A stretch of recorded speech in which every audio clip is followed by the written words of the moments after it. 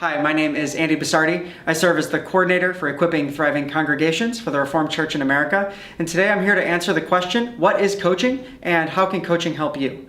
Specifically, we're thinking about the life of your church. And for many of us in the church, we're entering into what's called liminal space. Liminal space is just a fancy term for space between the here and the not yet. It's moving us from now until that place where we're headed. And a lot of us, that space is unfamiliar. The church is entering into uncharted ground. And so whereas before perhaps leadership development happened best by finding the best program and just putting everyone through the same program, today it's different.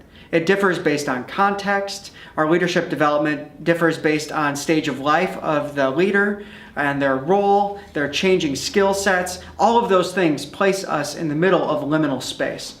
And so an emerging market in the world is actually that of executive coaching. If you were to Google executive coaching today, like I did, you'd find about 620,000 hits.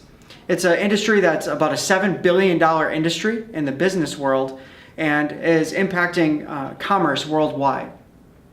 That means that coaching largely lacks a single definition.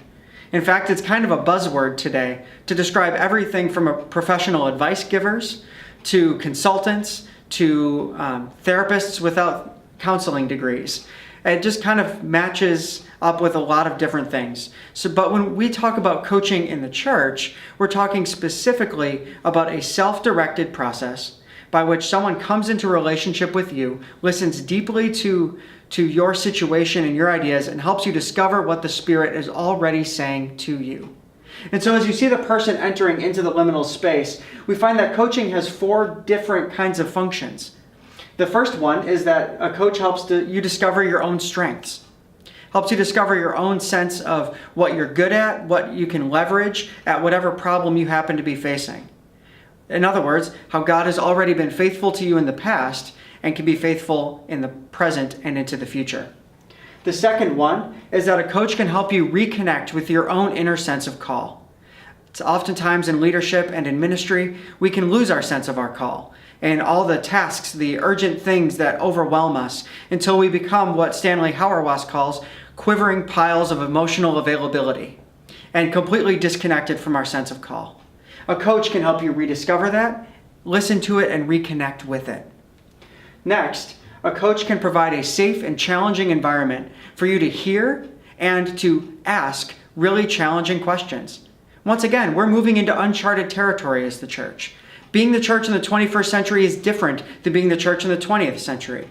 And it's not always easy to ask those questions in your consistory, in your board, or in other places. A coach provides that place where you can ask those hard questions and work through those hard questions, and where the coach can ask you hard questions as well.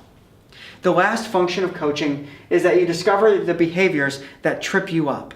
After all, most of us are the biggest obstacle in our own growth and transformation.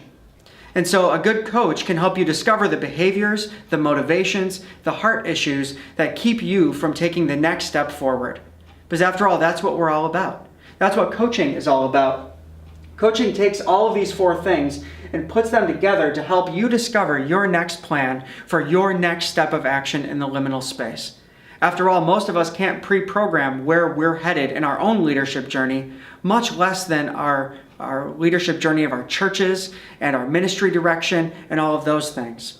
And so what's best faithful step forward is what a coach is going to help you discover. And then when you come back to that coaching conversation, the coach will help you process what you've learned from that best faithful step and then help you take the next best faithful step after that. And then together we'll move through the liminal space and into the space where God is leading us. Thank you very much. It was great to be with you.